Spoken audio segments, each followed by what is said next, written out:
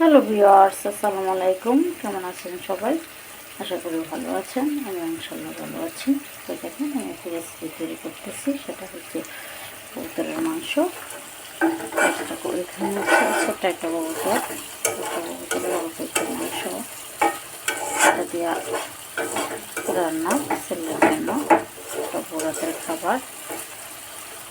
তো এটা আমি প্রথম এটাকে ভালো করে এটা কবুতর তো বাচ্চা একটু কষ্টই হয়, এরপর এটা ভালো করে ধুয়ে তারপরে এটাকে অনেক সুন্দর করে একটু গরম পানি দিয়ে চুবান দিয়ে তারপরে এটাকে সুন্দর করে বাছানোর পরে এটা কেটে কুটে টুকরো টুকরো করে তারপর মরিচ বাটা, হলুদ, ধনিয়া, আদা বাটা, জিরা বাটা, গরম মশলা এইগুলো দিয়ে পেঁয়াজ বাটা, রসুন বাটা দিয়ে বসালাম।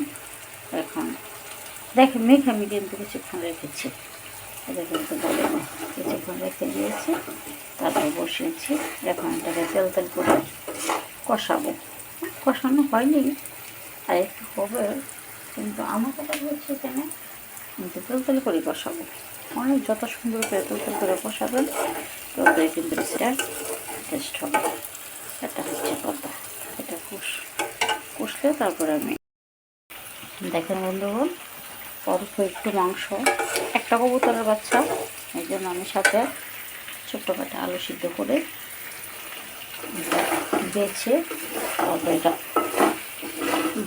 ভাজি করলাম। মানে এটা মাঝখানে ভাজি করে ঠিকভাবে হালকা একটু হলুদ দিয়ে একটু লবণ দিয়ে তাদের মধ্যে ভাজি করলাম, লাল লাল লাল করে। এভাবে কিন্তু আপনারাও লাল লাল করে ভাজি করবেন। দেখেন এভাবে ভাজি করে দিলে কিন্তু দারুণ টেস্ট হয়। এভাবে ভাজি করে দিয়েছি। তেল কষানোর মধ্যে তেল কষানো প্রায় শেষ। এটা দিয়েছি, যেহেতু এটা অল্প একটু রেসিপি, একটা কবুতর সেতে আলুগুলো দেওয়া, আলুগুলো না দিলে কিন্তু এটা বেড়ে খাওয়া যাবে না। এই জন্য এটা একটু করবে, তারপর কিন্তু আমি এটা দিয়ে দেবো।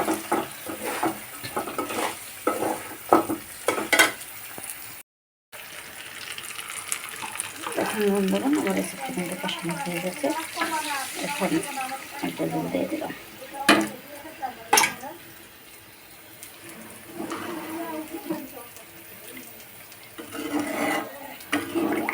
রেসিপিটা জলটা দিয়ে দিলাম। চারটা পিসের মধ্যে দুইজন মানুষ, অল্প একটু রান্না। এখন একটা শুকনো রান্না করবো। এখন দেখে দিব। দেখেন বন্ধুগণ, আমার রেসিপিটা হয়ে উঠেছে, আর একটু হবে, অল্প হবে, হয়েই গেছে। শেষ অংশ একটু কাঁচামরিচ দিয়েছি, তেজপাতা দিয়েছি, এখন লবণটাও দেখেছি। এখন আরেকটা উপকরণ দেব, ওই যে ধনিয়া জানি বলে জিরা অথবা বাটা, এই পাখিটা এই যে শেষ অংশ দিয়ে দিলাম। এটাকে দেখি গ্রামের মধ্যে মুরব্বীরা বলে যে কবুতরের মাংস কিন্তু ফেরা করে রান্না করতে হয়। তো এই যে ফেরা মানে শুকনো বোনা হাঁড়ি, ওটা গ্রামের মাংস করে, অনেকে অনেকভাবে করে আসলে, কিন্তু এই বিষয়টা হচ্ছে এরকম না, এটা যে শুকনো বোনা করতে হয়। তো দেখেন হয়ে গেছে, আর একটু হবে। দেখেন বন্ধুগণ, রেসিপিটা কিন্তু হয়ে গেছে। দেখেন দারুণ হয়েছে। এটাই হচ্ছে পেড়া, এটা হচ্ছে বোনা, শুকনো বোনা। এটা হচ্ছে রমজানে তো ওরাতে আসলে তো জোর করে খাওয়া যাবে না, সেজন্য এইভাবে রান্নাটা করা। তো আপনারা যাদের সদস্য সংখ্যা কম তারা এভাবে রান্না করবেন। সব ঠিকঠাক আছে দেখেছি, লবণ সমস্যার সময়তে গরম মশলা ফাটিয়ে দিয়েছি। তো সবাই রান্না করবেন, খাবেন, আমাকে কমেন্ট করবেন। সবাই ভালো থাকবেন। ধন্যবাদ। মাহে রমজান।